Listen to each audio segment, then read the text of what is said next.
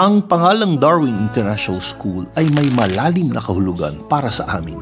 Ito ay simbolo ng paglago, pagbabago at paghubog ng pagkatao. Ayon kay Dr. Carol Dweck ng Stanford University, ang mga batang naniniwala na kaya pa nilang umunlad o yung mga batang may tinatawag na growth mindset ay mas nagtatagumpay sa buhay kaysa sa mga batang takot na magkamali.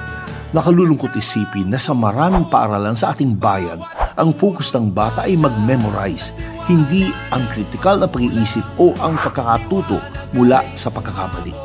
Sa Darwin International School, pag-unlad ng isip at pagkatao ang sentro ng aming misyon. Dito, bawat pagkakamali ay oportunidad na matuto. Bawat tagumpay ay bunga ng tiyaga at gabay. We build thinkers, dreamers, and doers who grow with courage, compassion, and faith.